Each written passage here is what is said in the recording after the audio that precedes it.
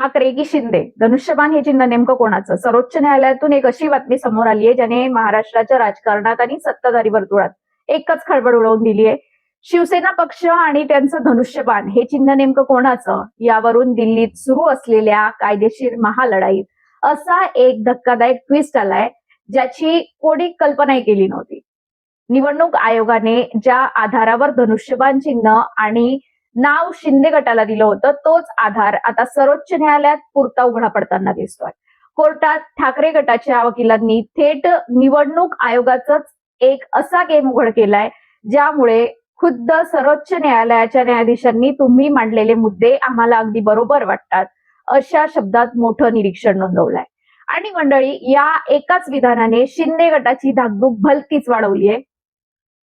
पण असा काय युक्तिवाद केलाय कोर्टात आणि निवडणूक आयोगाची कोणती मोठी चूक आता चौपाट्यावर आलीय? चला या संपूर्ण प्रकरणाची A to Z कहाणी अगदी सविस्तर समजून घेऊया. मंडळी, महाराष्ट्रात गेल्या 2 वर्षापासून जो राजकीय संघर्ष सुरू आहे तो केवळ एका राजकीय पक्षाचा संघर्ष राहिलेला नाहीये, तर तो लोकशाहीच्या अस्तित्वाचा प्रश्न बनलाय. एका रात्रीत सरकार बदललं, पक्षातील 40हून अधिक आमदार वेगळे झाले आणि नंतर सुरू झाली मुख्य लढाई. मूळ शिवसेना कोणाची? निवडणूक आयोगाने आमदार आणि खासदारांच्या बहुमताचा आधार घेत पक्षाचे नाव आणि धनुष्यबाण चिन्ह हे एकनाथ शिंदे यांच्या गटाला बहाल केलं होतं. या निर्णयाने महाराष्ट्र अवाक झाला होता. पण ठाकरे गटाने या निर्णयाला थेट सर्वोच्च न्यायालयात आव्हान दिलं. सलग 4 दिवसांपासून सर्वोच्च न्यायालयात सरन्यायाधीश सूर्यकांत, न्यायमूर्ती जॉय माल्या बागची आणि न्यायमूर्ती व्ही मोहना यांच्या 3 न्यायमूर्तींच्या खंडपीठासमोर ही धगधगती सुनावणी सुरू आहे. ठाकरे गटाकडून रिंगणात उतरले आहेत देशातील सर्वोच्च वकील कपिल सिब्बल, आणि सिब्बल यांनी कोर्टात अशी काही कागदपत्र आणि पुरावे सादर केलेत ज्याने निवडणूक आयोगाच्या संपूर्ण कार्यपद्धतीवरच मोठं प्रश्नचिन्ह उपस्थित केलंय. सिब्बल यांनी थेट लोकप्रतिनिधी कायद्यातील कलम 29A म्हणजे सेक्शन 29A चा संदर्भ दिला. कायद्यानुसार जेव्हा एखाद्या राजकीय पक्षाच्या घटनेत पदाधिकाऱ्यांमध्ये किंवा रचनेत बदल होतो तेव्हा त्याची रीतसर माहिती निवडणूक आयोगाला देणं बंधनकारक असतं. इथेच मुख्य पेच निर्माण झाला. निवडणूक आयोगाने आपल्या निर्णयात म्हटलं होतं की शिवसेनेने 2018 मध्ये पक्षाच्या घटनेत जे बदल केले होते त्याची कोणतीही अधिकृत माहिती आमच्याकडे उपलब्ध नव्हती. पण मंडळी, कोर्टात सिब्बल यांनी एक मोठा बॉम्ब फोडला. त्यांनी 4 एप्रिल 2018 चे एक ऐतिहासिक पत्र न्यायाधीशांसमोर ठेवले. त्या पत्रावर डाव्या बाजूला DECCBR असं नमूद केलेलं होतं आणि थेट उपनिवडणूक आयुक्तांची स्वाक्षरी व निवडणूक आयोगाचा अधिकृत शिक्का होता. सिब्बल यांनी ठणकावून विचारलं, जर 2018 मध्ये आम्ही दिलेली कागदपत्र आयोगाच्या दप्तरात जमा आहेत आणि त्यावर आयोगाचा शिक्का आहे, तर मग आयोग कोर्टात खोटं कसं बोलू शकतो की त्यांना या घटनेची माहितीच नव्हती? या पत्रात 23 जानेवारी रोजी पार पडलेल्या संघटनात्मक निवडणुकांचा पूर्ण तपशील होता. 12 उपनेते नियुक्त केले गेले होते आणि 21 उपनेते लोकशाही मार्गाने निवडणूक आले होते. आमच्याकडे निवडणूक आयोगाची अधिकृत पोचपावती म्हणजे एक्नॉलेजमेंट रिसीट आहे. पण खरी नाट्यमय घडामोड तर पुढे सुरू झाली जेव्हा निवडणूक आयोग आणि शिंदे गटाच्या वकिलांनी असं सुचवायचा प्रयत्न केला की ही कागदपत्र नंतर तयार केली असावीत. त्यावर न्यायमूर्ती जॉय माल्या बागची यांनी असा सवाल केला ज्याने सर्वांचेच चेहरे पांढरे झाले. न्यायमूर्ती कडाले, जर शिंदे गट आणि आयोग असं म्हणत असेल की ही कागदपत्र नंतर बनावट तयार केली गेली आहेत, तर मग 2018 मध्ये निवडून आलेल्या सदस्यांची माहिती आधी दिली गेली होती का?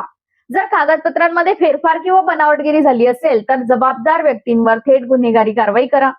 या एका वाक्याने कोर्टातील पूर्ण वातावरण बदलून गेलं.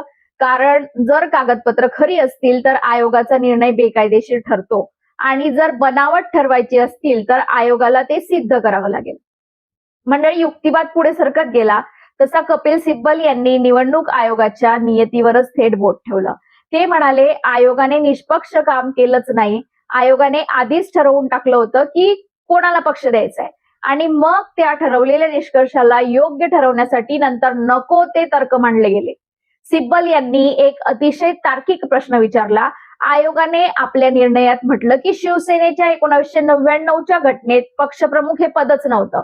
मग 1999 ची गोष्ट अचानक 2026 मध्ये उकरून काढून पक्षाचा निर्णय कसा दिला गेला? बाळासाहेब ठाकरे यांच्यानंतर 2013 पासून उद्धव ठाकरे हे पक्षाचे अधिकृत पक्षप्रमुख आहेत आणि त्यांच्या नेतृत्वाची निवड 19 लाख प्राथमिक शिवसैनिकांनी लोकशाही मार्गाने केली आहे. त्यांनी पुढे विचारले, पक्षात फूट नक्की कधी पडली हे अस्पष्ट असताना तक्रार दाखल कशी झाली? आणि मुख्य म्हणजे विधिमंडळ पक्षात पडलेली फूट म्हणजे संपूर्ण राजकीय पक्षात म्हणजे पॉलिटिकल पार्टीमध्ये पडलेली फूट कशी असू शकते? सिब्बल यांनी एक अतिशय मार्मिक टोला लगावला. आयोग आम्हाला सांगतो की आमदारांवर कारवाई करण्यासाठी ठाकरे गटाने पक्षाच्या शिस्तपालन यंत्रणेकडे जायला हवे होते. पण मी शिंदे यांना पक्षातून कसं काढणार? उलट त्यांनीच पक्षातून बाहेर पडून दावा केलाय की त्यांनी उद्धव ठाकरेंनाच पक्षातून काढलं आहे. हा कोणता न्याय आहे? सुनावणीच्या चौथ्या दिवशी सरन्यायाधीश सूर्यकांत यांनी पक्षघटनेतील शब्दांवर लक्ष केंद्रित केलं. सरन्यायाधीशांनी विचारलं, शिवसेना पक्षघटनेतील शिवसेना नेते या शब्दाचा नेमका अर्थ काय?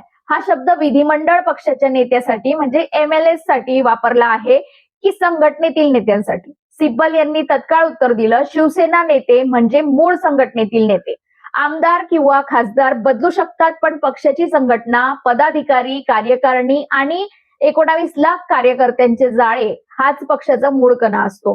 केवळ 40 आमदार सोडून गेले म्हणून पक्षाची संपूर्ण ओळख त्यांच्या हवाली केली जाऊ शकत नाही. आणि मंडळी, या संपूर्ण युक्तिवादानंतर सुप्रीम कोर्टाने जे विधान केलं त्याने महाराष्ट्राच्या राजकारणात खळबळ उडवून दिली. न्यायालयाने थेट म्हटले, तुम्ही ज्या संघटनात्मक बाबी कोर्टासमोर मांडत आहात त्या आम्हाला बरोबर वाटत आहेत. न्यायालयाची ही टीप ठाकरे गटासाठी अत्यंत दिलासादायक मानली जाते, कारण निवडणूक आयोगाने ज्या संघटनात्मक घटकांकडे पूर्णपणे दुर्लक्ष केलं होतं त्याच मुद्द्यांवर आता सर्वोच्च न्यायालयाने आपलं लक्ष केंद्रित केलंय. मंडळी, आता सर्वात मोठा प्रश्न, याचा अंतिम निकाल काय लागणार आणि गेम खरोखरच फिरणार का? जरी सर्वोच्च न्यायालयाने ठाकरे गटाच्या युक्तिवादावर सकारात्मक टिप्पणी केली असली तरी अंतिम निकाल अजून यायचा बाकी आहे.